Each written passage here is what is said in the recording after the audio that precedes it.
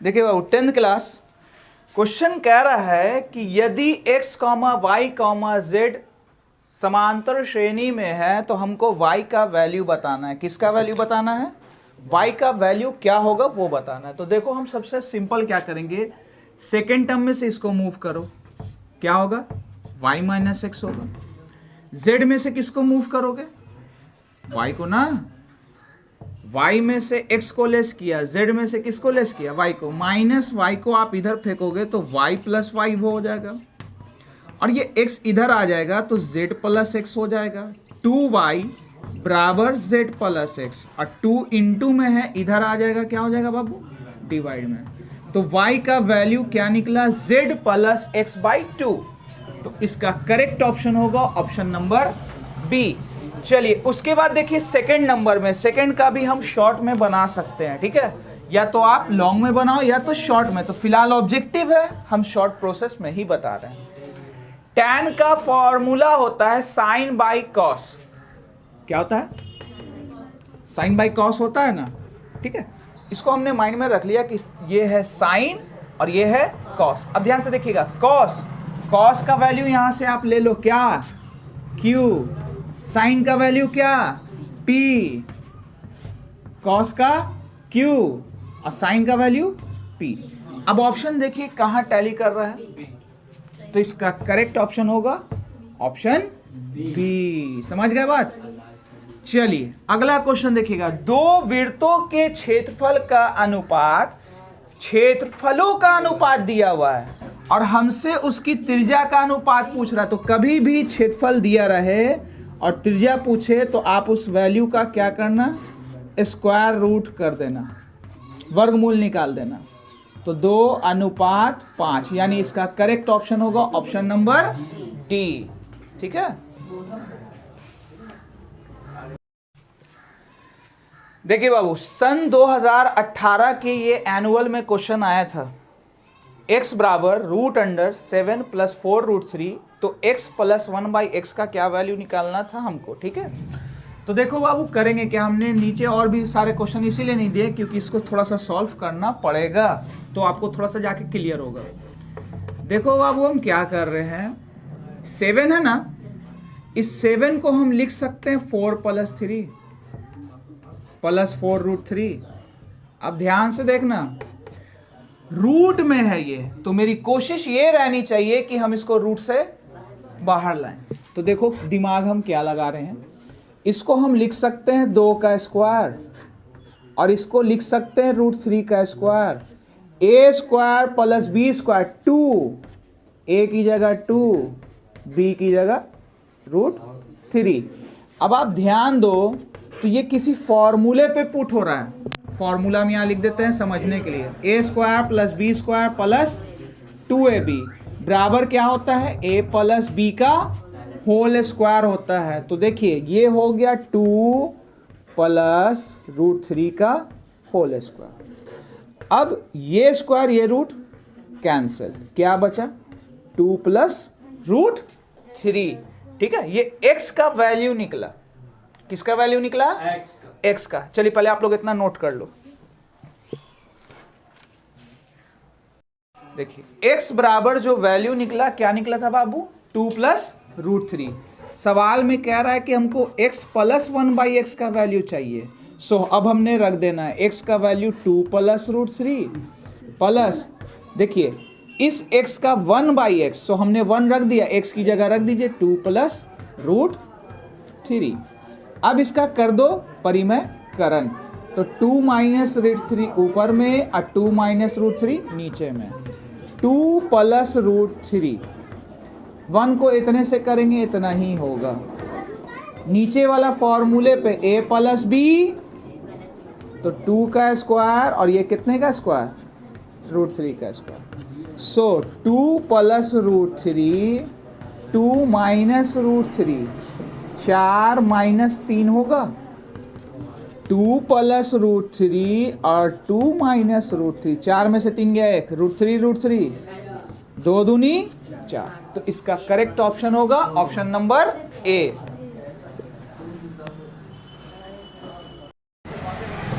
देखिए अगला क्वेश्चन ये है 5 है ना आज के लिए। एक घन का संपूर्ण पृष्ठ क्षेत्रफल हमको दिया हुआ है कितना, 726 सेंटीमीटर स्क्वायर, और इसका आयतन हमको बताना है। तो देखो बाबू, घन के संपूर्ण पृष्ठ का फॉर्मूला होता है 6L स्क्वायर, या आप 6A स्क्वायर पढ़ सकते हो, ठीक है। 6 के टेबल C ये कैंसिल हो रहा है कितनी बार में, आप ध्यान दीजिए, 12 × 72, 6 कम 6, कितने का स्क्वायर हो जाएगा ये,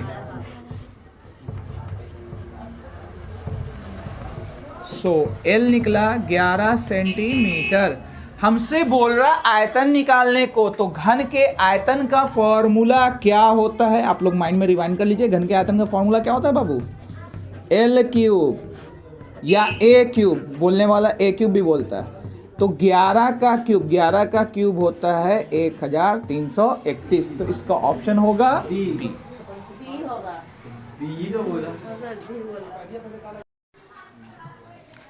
देख बाबू, यहां पर कह रहा है यदि अल्फा बीटा द्विघात बहुपद s स्क्वायर -5x + 7 के मूल हो तो अल्फा पे पावर -1 बीटा पे पावर -1 का मान हमको बताना होगा।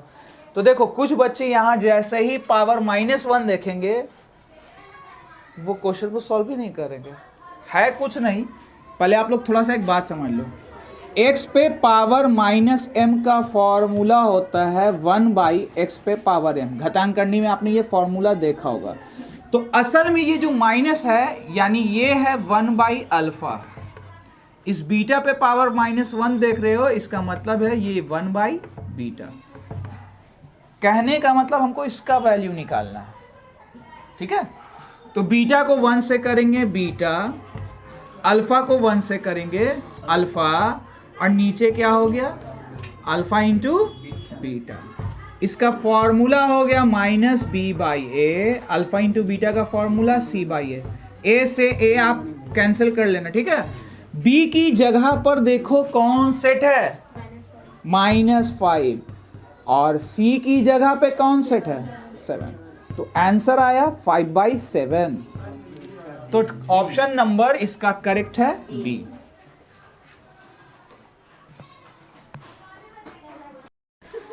चलिए देखिए बाबू, 0.47 पे बार है ना। आपको इसको देगा परिमेय संख्या के रूप में, बताइए। तो यहाँ पे फिलहाल हमको 4 ऑप्शन दिख रहा है, इनमें से कोई एक सही। तो देखो बाबू, सिंपली क्या करेंगे, सबसे पहले जो डिजिट दिया हुआ पूरा आप उसको लिख लो। बार किस पे है, तो इसमें से हम 4 को माइनस कर देंगे। अब देखो बार किस पे है, तो उसके लिए पहले 9 लिख दीजिए। अब जितने अंक, अब तो उसके बाद बार है नहीं, तो क्या डिजिट पे बार नहीं है, हमको आगे से कोई मतलब नहीं है। इस 4 पे बार नहीं है तो यहाँ रखेंगे 0। चलिए घटाया जाए, 47 में से 4 जाएगा 43/90। इसका ऑप्शन नंबर ए होगा।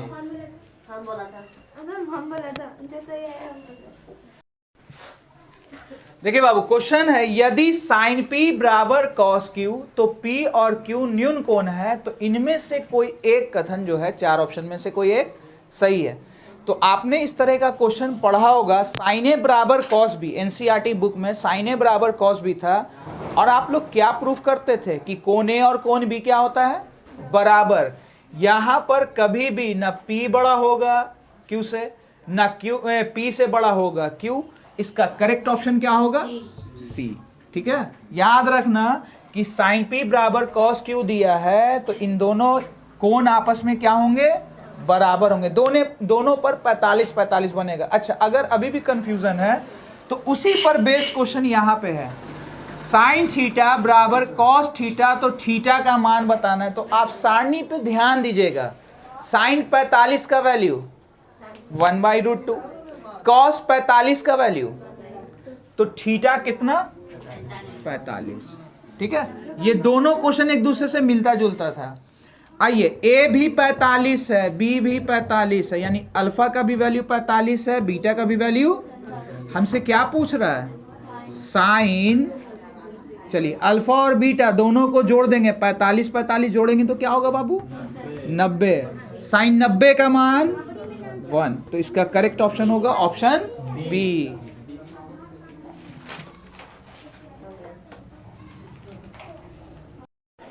चलिए देखिए क्वेश्चन नंबर 11 में है प्रत्येक धनात्मक समपूर्णांक निम्न रूप का होता है। तो देखो बाबू यहां पर हमने देखने पर सीधा ऑप्शन बी टिक आउट कर दिया। क्यों बी टिक आउट किया वो ध्यान देना।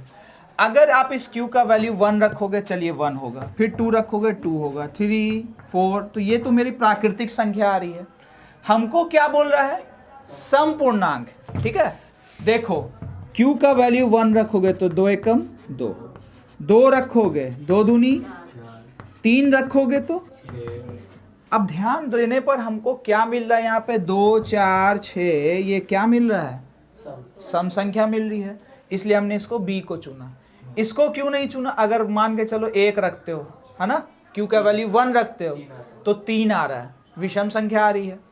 यहां रखोगे 1, 2 एकम 2 में 1 गया, 1 विषम संख्या आ रही है ना। तो इस तरह से हमने फाइंड आउट कर लिया कि घनात्मक समपूर्णांक कौन है, और इस तरह का क्वेश्चन आता है। आइए सेकंड क्वेश्चन, वर्ग का विकर्ण 16√2 है, तो हमको भुजा पूछ रहा है। वर्ग का विकर्ण का फॉर्मूला होता है बाबू √2 है।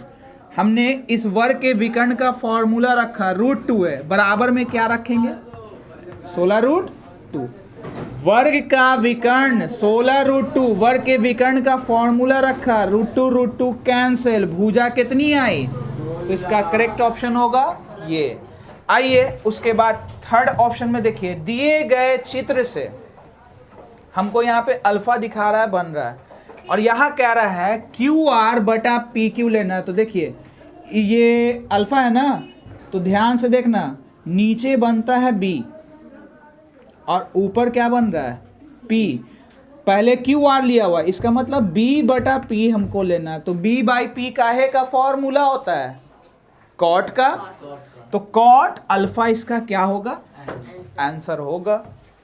ठीक है, देखिए 188 बटा 220 का सरलतम रूप हमको बताना है, या आपसे पूछेगा निम्नतम रूप बताइए। ठीक है, तो ध्यान से देखिएगा, 188 बटा कितना है बाबू? 200। जिस संख्या के अंत में 0 और 8 दिखे वो 2 के टेबल से कैंसिल होता है। तो 2 को पहाड़ा हमने 9 बार पढ़ा, तो 2 9 18 और 2 चौके 8, और ई कितनी बार में कट गया? 110 बार में। अभी भी देखिए ऑप्शन में कोई है? नहीं है। चलिए आगे सॉल्व करते हैं। 2 के टेबल से 2 चौका 8, 2 सते 14, 2 पचे 10, 2 पचे 10। अब ऑप्शन मिलाइए, तो ऑप्शन नंबर डी इसका करेक्ट है। ठीक है, आइए उसके बाद देखते हैं अगला क्वेश्चन। अगला सवाल ध्यान से देखिएगा, हमको क्या कह रहा है? बंटन का माध्य 4.6, माध्यक 4.8, हमसे बहुलक पूछ रहा है। तो देखो बाबू, बहुलक का फॉर्मूला लगाएंगे। बहुलक का क्या फॉर्मूला होता है? 3 इंटू माध्यक माइनस 2 इंटू माध्य। तो ये ऑब्जेक्टिव में पता है आपको, फिल इन द ब्लैंक्स में भी भरने को दे सकता है। और इस फॉर्मूले को हम बोलते हैं अनुभाविक सूत्र। ठीक है, अंग्रेजी में एम्पेरिकल फॉर्मूला होता है। बहुलक हमको निकालने को दिया हुआ। चलिए माध्यक हम यहां से रख लेंगे, कितना है? 4.8। माध्य कितना दे रहा है? 4.6। ये माध्य का वैल्यू दिया हुआ है। माध्य और माध्यक, यानी पहले माध्य का वैल्यू और बाद में माध्यक का। चलिए करेंगे गुना। 3 × 24 के 4 बचा 2, 3 × 12 2 कितना हो गया? 14। चलिए 2 × 12 के 2 बचा 1, 4 दूनी 8 और 1 9। 4 में से 2 गया 2, 14 में से 9 जाएगा 5। ऑप्शन देखिए 5.2, यानी ऑप्शन इसका करेक्ट होगा सी। चलिए आप लोग इसको जल्दी से नोट कर लें।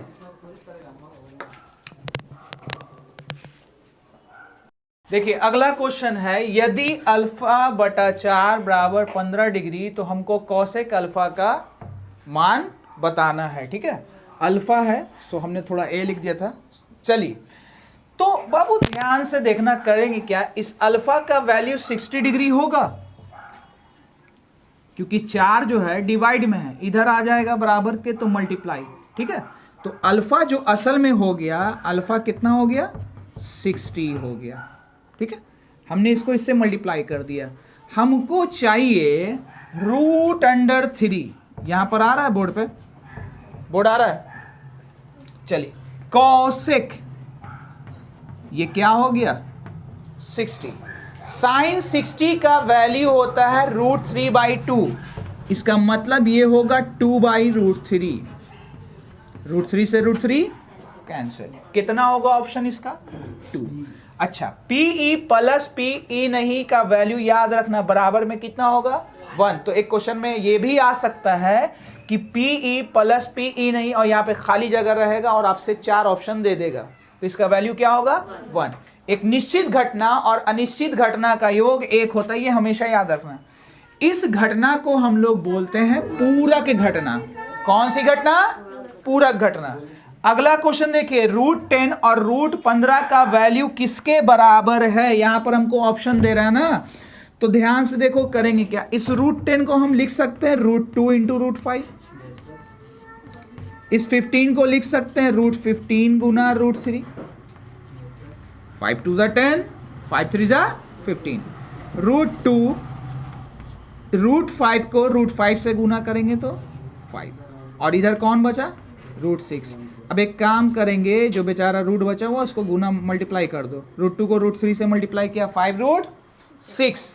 तो इसका ऑप्शन होगा जी, थोड़ा सा देख लीजिए, इसका ऑप्शन क्या होगा 5√6 होगा। तो आप लोग टिक आउट किस पे कर लोगे? ऑप्शन ए पर। इसका करेक्ट ऑप्शन क्या होगा? Option A. और इसको नोट कर लीजिए। चलिए देखिए बाबू, सवाल है, एक वृत्त का क्षेत्रफल 25 पाई वर्ग सेंटीमीटर है, तो हमको वृत्त की त्रिज्या ज्ञात करनी है।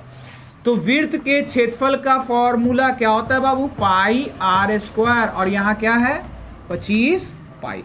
वृत्त के क्षेत्रफल का फॉर्मूला पाई r स्क्वायर। क्षेत्र कितना दिया हुआ था? 25 पाई। पाई से पाई कैंसिल, इसका स्क्वायर हटेगा, स्क्वायर रूट चढ़ेगा, तो 25 का कितना निकलता है 5। परिधि, परिधि का फॉर्मूला होता है 2 पाई r। 2 पाई रहने दो क्योंकि पूरे ऑप्शन में पाई है, और रेडियस अभी हमने निकाला है 5। 5 2 10, 10 पाई इसका करेक्ट ऑप्शन होगा ऑप्शन सी। ठीक है, तो आप लोग ऑप्शन सी पे टिक आउट कर लोगे। आइए अगला देखते हैं बाबू।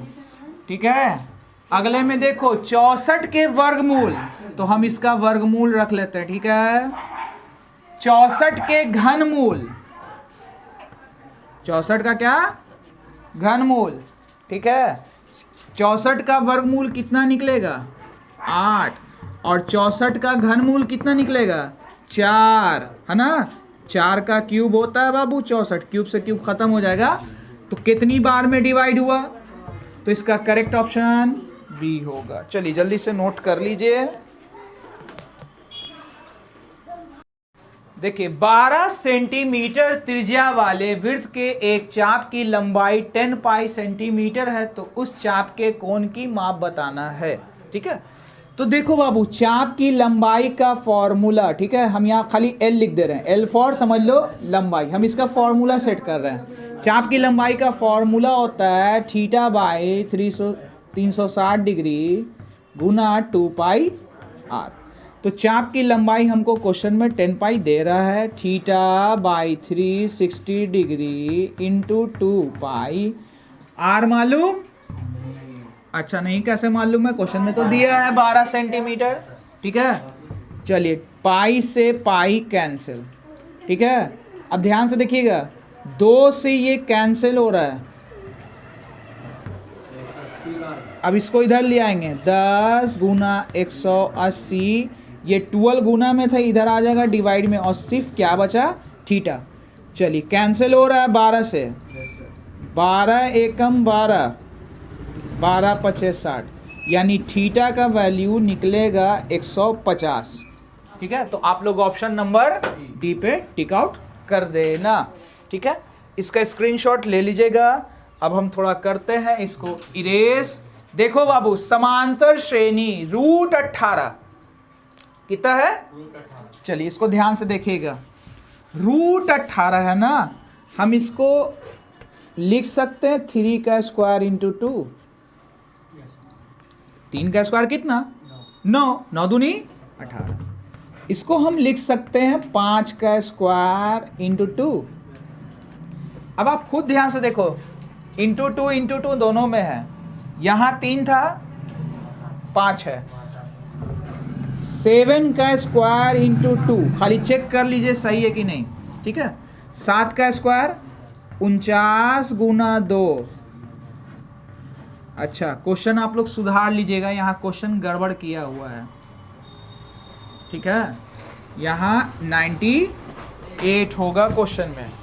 चलिए तो देखो बाबू, ये होगा 3√2 और ये होगा 5√2 और ये होगा 7√2। हमने सार अंतर निकालना है, तो 5√2 में से किसको घटा देंगे? 3√2 को। तो एक काम करो, √2 रख दीजिए, 5 में से 3 जाएगा, क्या बचेगा? 2√2। तो इसका करेक्ट ऑप्शन होगा ऑप्शन बी। आप लोग नोट कर लीजिए।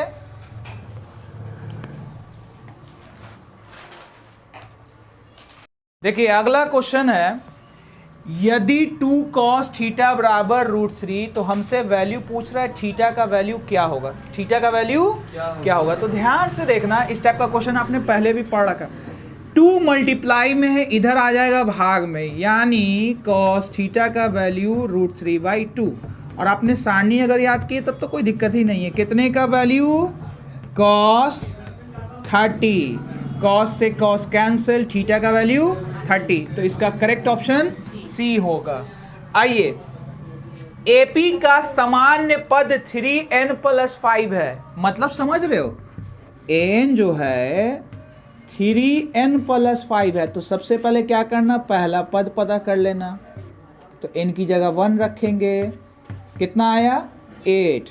दूसरा पद निकालेंगे तो 3 गुना 2, 3 दूनी 6 और 5 11। हमको भैया कह रहा है डिफरेंस निकालने को, 11 में से 8 घटा दो, 3 का डिफरेंस आया ना। डिफरेंस कितना होगा? सी इसका करेक्ट आंसर होगा। देखो हमने n की जगह 2 रखा, 3 दूनी 6, 6 और 5 जोड़ा 11, 11 में से 8 घटा दिया, हमको डिफरेंस पता चल गया। 2 चर वाले रैखिक समीकरण का आलेख आप लोग एकदम माइंड में रख लेना, सरल रेखा होगा, ठीक है।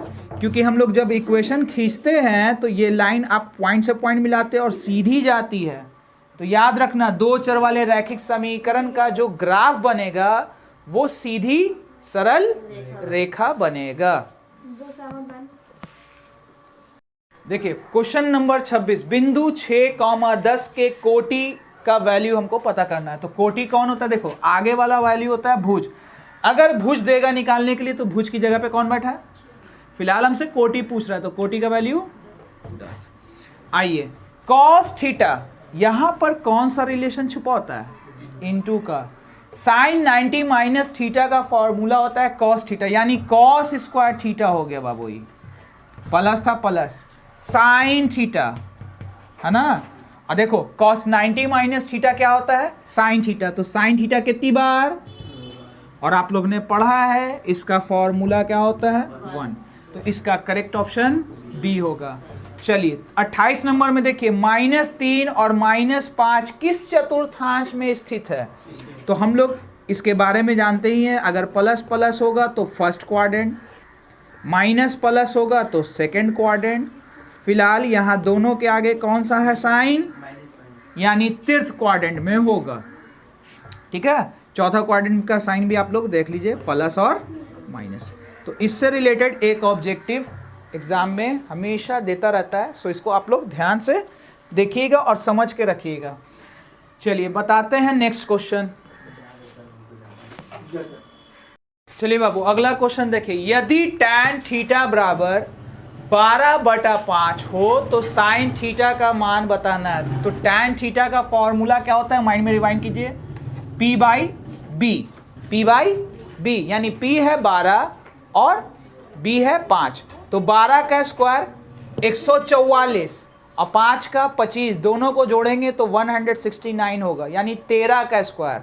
यानी h का जो वैल्यू निकलेगा ना वो क्या निकलेगा, यहां पर हम देखिए समझ लीजिए, सीधा क्या करना, 12 का स्क्वायर प्लस 5 का स्क्वायर, तो 144 और प्लस 25 जोड़ेंगे तो कितना होगा 169। 169 का कितना निकलेगा, 13 निकलेगा। साइन थीटा का फॉर्मूला होता है P by H, P by, तो P का वैल्यू 12 और H का वैल्यू 13, तो इसका करेक्ट ऑप्शन होगा ऑप्शन नंबर ए। आइए, 3 आसंरेख बिंदु से कितने वृत्त खींच सकते हैं, तो इसको आप लोग एकदम अच्छे से माइंड में रख लीजिए। देखिए आसंरेख यानी कोई अलग अलग जगह पे पॉइंट है, अगर आप सर्किल खींचोगे ना तो इससे एक ही सर्किल खिंचा सकता है। तो याद रखिएगा 3 आसंरेख बिंदु से सिर्फ और सिर्फ एक वृत्त खिंचा सकता है, संरेख से एक भी नहीं। तो हो सकता है आपसे क्वेश्चन पूछ दे कि 3 संरेख, संरेख का मतलब एक ही सीध में, कोई एक ही सीध में एक पॉइंट इधर, एक दूसरा पॉइंट, तीसरा पॉइंट, पूछेगा कि 3 संरेख बिंदु से कितने वृत्त खींच सकते हो, एक भी नहीं। 3 आसंरेख बिंदु से कितना सर्किल, एक। आइए अगला क्वेश्चन, वृत्त की सबसे बड़ी जीवा होती है व्यास। याद रखिएगा वृत्त की सबसे बड़ी जीवा व्यास, और एक बात और याद रखना, वृत्त का सबसे बड़ा चापकर्ण भी व्यास होगा, तो आप लोग इसको याद कर लेना। आइए अगला क्वेश्चन, वृत्त की परिधि और व्यास के अनुपात को बताना है। वृत्त की परिधि का फॉर्मूला आप लोग थोड़ा सा रिवाइंड कर लीजिए, तो होता है 2 पाई आर। भैया परिधि 2 पाई आर, व्यास होता है त्रिज्या का दुगना, 2 से 2 कैंसिल, आर से आर कैंसिल, पाई बाई 1, तो इसका करेक्ट ऑप्शन होगा ऑप्शन बी। तो आप लोग 32 के ऑप्शन बी पर टिक आउट कर लेंगे, और इतना जल्दी से नोट कर लीजिए।